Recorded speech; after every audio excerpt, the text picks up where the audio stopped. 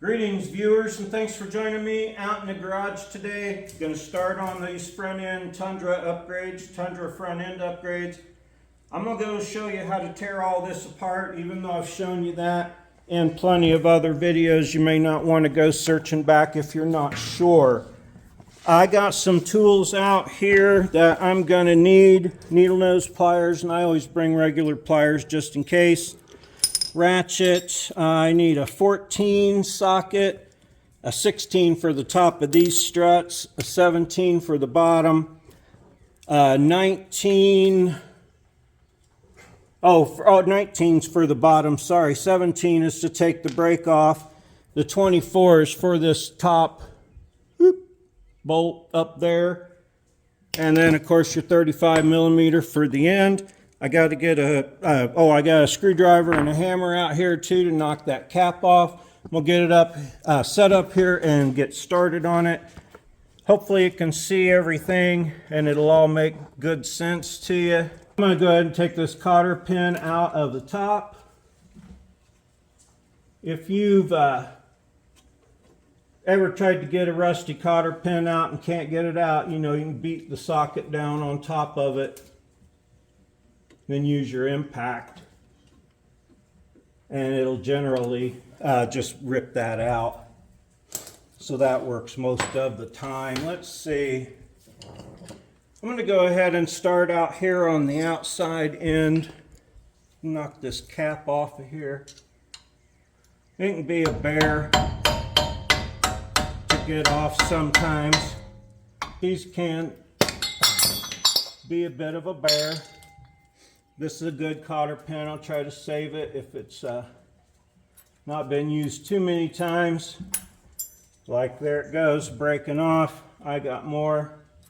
That's what happens when you take your front end apart at random times for different reasons, like I tend to do. All right, that's off of there. Now, there is a 12 millimeter that I forgot to grab. Hold please. I knew I was missing something in that tool rundown. There's a little bolt back here. That's a 12. Hold your brake line to your spindle. You're going to need to take that off too. We put the old Ugga Dugga machine on it.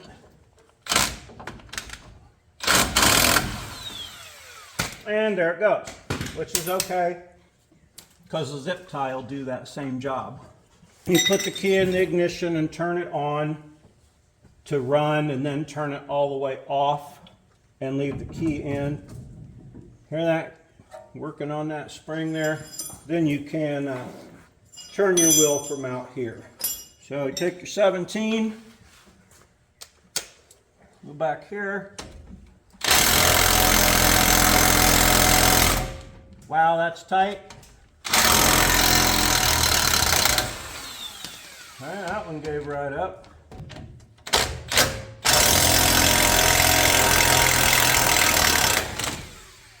All right, brake caliper bolts out. For right now, I'm just going to let this brake hang just for a second. There like that. I'm just taking some of this stuff off to make it, oh well, I gotta take the spindle down anyway, duh, and do that. Let me get some wire for that brake caliper. Yeah, if I could fish it through and hang it up permanently, I'm gonna hang it over here for the task at hand. Right now it can sit there and rest and wait on me while I get the rest of these bolts out. Next thing, the lower ball joint bolts.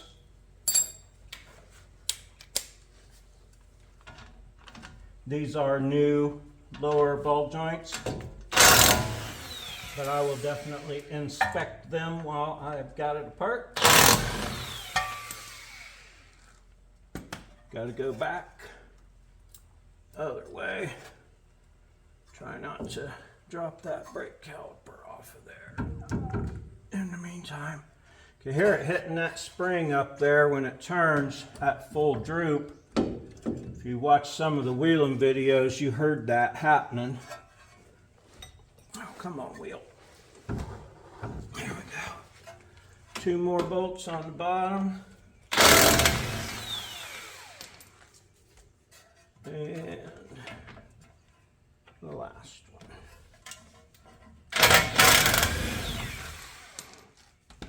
All right, ball joints out. I'm gonna pull the spindle out, leave the axle. These are those new CVs I put in, the high angle, long travel versions. All right, now I'm going to swap places with this caliper and this spindle. And then I'm going to just hang the caliper up over here through one of its mounting bolts. Can you see where I'm at there? Well, maybe. Now that pad where the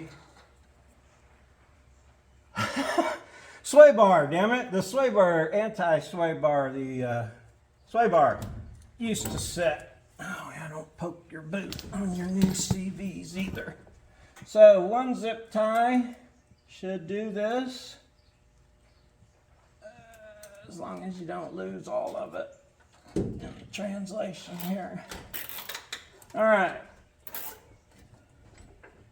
Now that can hang. It's hanging by the bolt hole. So yeah, I'll show you that in a minute. And yeah, nothing's under tension there. Now I'm going to take this top bolt out so I can get this spindle apart.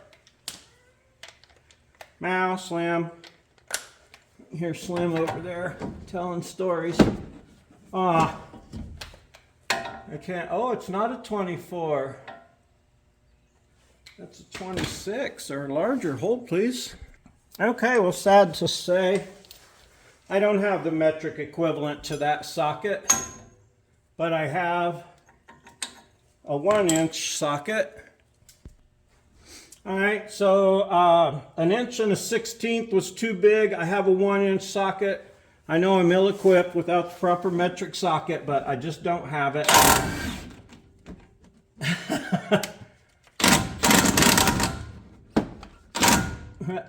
I run my gun up into the, there we go, into the fender well, and it wouldn't come off. Look how easy that ball joint came out. Oh! And the bottom's loose, so be prepared for the whole damn thing to drop in your lap when you get it off of there. Now, can you see? Yes, you can. This upper ball joint. That one is good as far as still feels tight, but it's way tight, like in those areas, which would be where it was when it was all the way maxed out. And it was creaking. This one was creaking. I got a feeling the one on the other side is going to be doing something worse than creaking. Now I just need to keep my bearing seal clean on the back side of this. Take this metal plate off, I think. No, hang on. Let me grab that gusset real quick. This is the back side. Oh, there we go. So it might take a little bit of finagling around. Well, you about got to get that ball joint in first, though. Can that go up there? And I've never installed these before. I can see where the dust shield could still work. And I can see where that'll fit in there. You know, I think I'll tack it and then try to take that off. Sorry for fumbling around with that for a minute, but that's kind of how it goes. It sets in the crotch down there and goes up here, and then you weld it along here. Now this one's going to take a little bit of grinding, which it did say. Oh no, there it's good. That's much better if I put it up a little. Some grinding may be required, okay? So that's that and that. I'll see about keeping them dust shields I don't see why I wouldn't want to necessarily. Grab your 19 next. I'll edit some of that fumbling around out. Yeah, 19 next on your bolt here. Oh, on your bolt there. I'm really pleased with how how easy that came apart.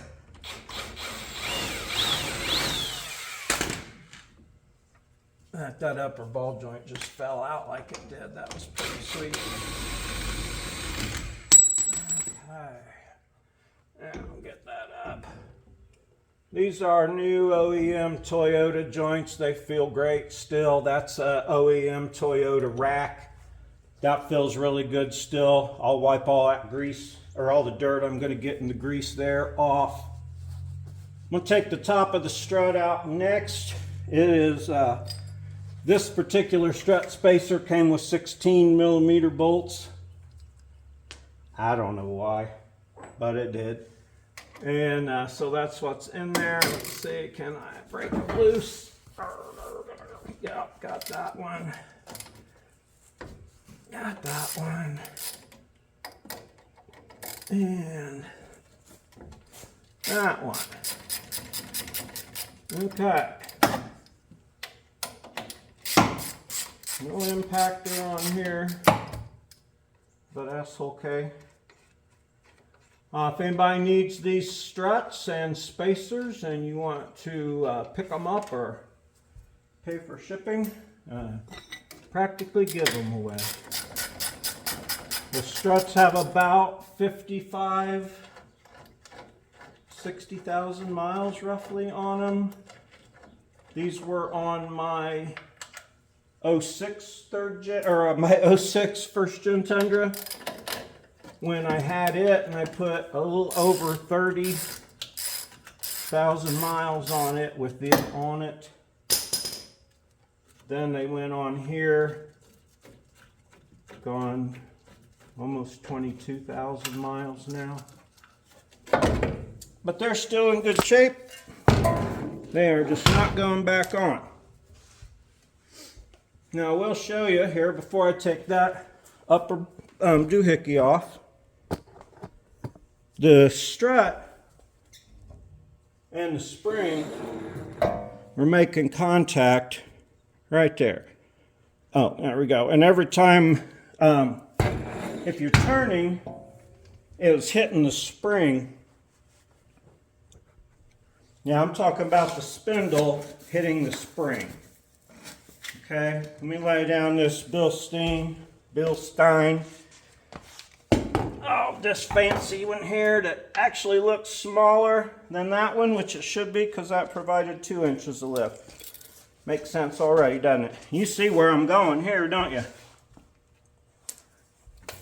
Look, the diameter of this spring is a full 5 inches on the stock spring. The diameter of this old man Emu spring is 4 3/8 inches. So I'm saving 5/8 of an inch in diameter. That'll eliminate my spindle hitting my spring on full droop. I'm not bottoming out my shock. Let's see. Yeah, it's got other good benefits, I'm sure, over the puck. I know this was limiting things and the ride was more harsh and it seemed to bottom fully out pretty hard. I think it's going to be so much better. This is what I have on my 4runner, only I used the 2-inch soft spring. I didn't go with the 2.5 like they recommended for winch bumper and winch and stuff, because I just didn't think it was necessary, and I want it to be soft and I want it to be lower. I'd always like to have more droop than up travel.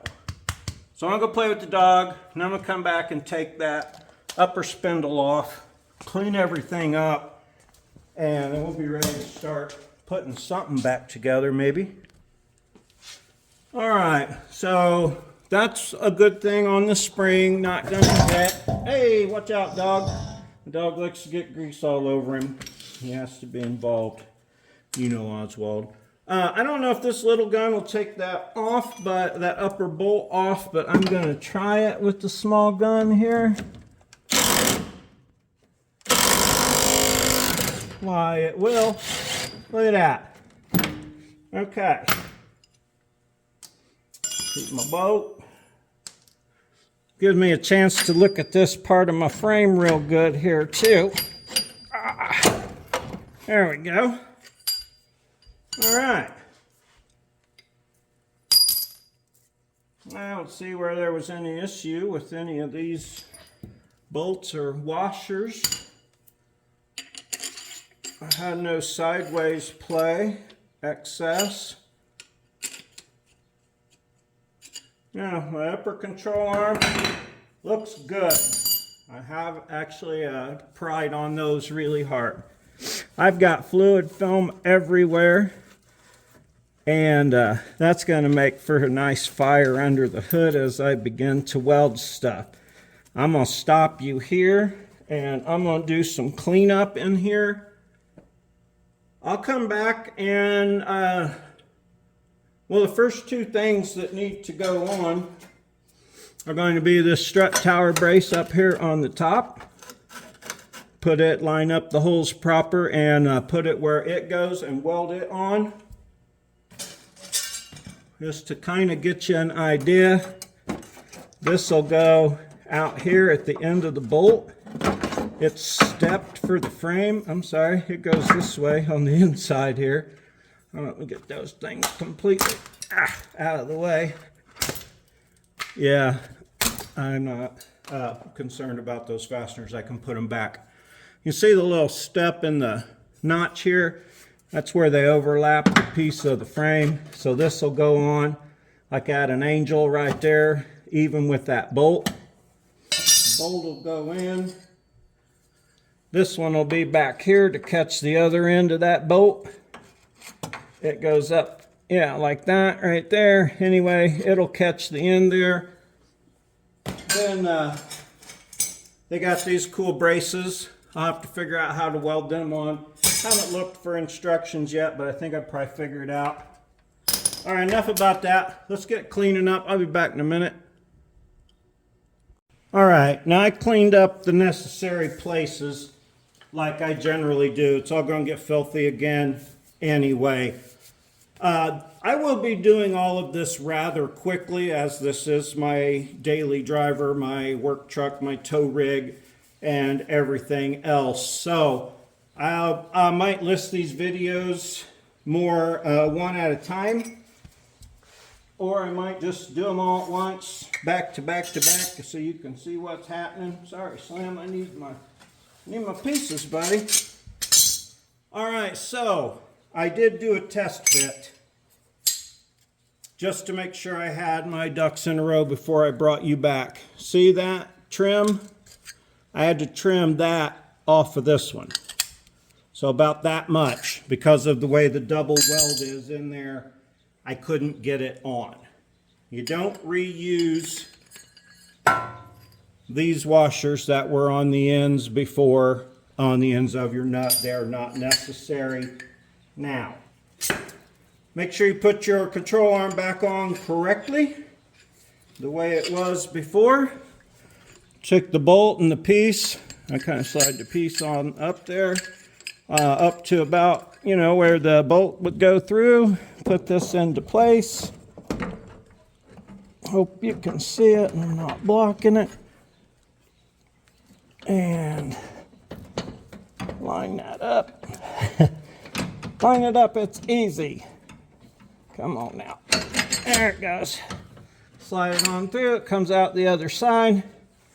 Now, even though I have notched that piece, it still takes a little tap to get it up on there. This is the other side piece. It goes on the outside here. Fits over the bolt. Something like that. Let me put the bolt or the nut on real quick. Bring them up kind of where they belong. And show you the braces. Now you don't want to put your torque on this until you've got your control arm where you want it to be, preferably at ride height, because you cinch down the collar inside of that bushing, and that's what causes your suspension to be nice and tight. If you tighten it up all the way down, your suspension's going to always want to be down here. In theory, wait till you're all done. You can bring it up nice and tight, just don't torque it till you're all finished. So run that bolt up, get a little better idea. This one goes on here like this, and now you can see how it's double shear on that center bolt, and that'll weld down to the frame. I did clean the top, and I will put this piece on the top. Now, it kind of may be hard to show. Let me get that control arm up in the air here real quick. Okay, so that's how it is put in there. You can see how this brace bolts on, or welds on there. Now it's just kind of setting in place. It actually sets on the far back side of the frame beyond where the control arm can get into it. This one needs notched. You can see it back there. It needs notched for the brake line. I'm holding the light right in front of my phone. So I'll have to notch that one. It still would lay up against like the frame like this, and that's for your weld on your strut tower. Same thing, this one, it sets in there with this one back like this. There's the notch for the weld. This is the part that sets on the frame. This is the part that runs up the strut tower. You see it in there, kinda. I got this piece up here. I just need to tack it on. I cleaned that. I'm going to go ahead and tack these pieces on. And yeah, that I think is probably enough for this. I'll show you the welded finished pieces. I don't know that that's really necessary that I show a bunch of the welding. Maybe I will. Yeah, I don't know. Anyway, that's where it goes. I'm going to tack it on, and then I'll be ready to move on. Like I say, don't tighten it all the way down till you get at ride height, but I got to bring it a little bit tighter because right now it's still wobbling in there. So that's what I'm getting ready to do next, and that's it for this video. That's your disassembly. Very minor amount of cleanup, and how it's installed and where it gets welded. Now I will be back and show you some of the other stuff. Of course, this all goes on the other side. Slim's guarding the struts. I got a ball joint there. I will definitely tune you in for this part next, and the ball joint. I'll probably do that all together. Again, like I say, I'm probably rushing through this maybe, but I only have 2 days to get all this stuff done. I don't think any of that's going to be a problem.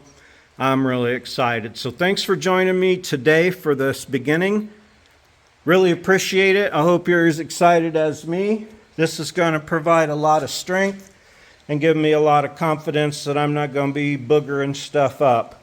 In addition to all the parts I showed you, I am going to reinforce my alignment cam stops there. I've done that. I got a video on that where I've done it on different third gens, but I'm going to do that on here as well. I got all the help I could possibly take right now. It's a little chilly and rainy today. So anyway, thanks for joining me. Super appreciate you. Like and subscribe, please. If you enjoy my channel, click subscribe, leave a comment, things like that. Oswald and I would certainly appreciate you. I appreciate you even if you don't, just for watching. Thanks so much. Have a super great day.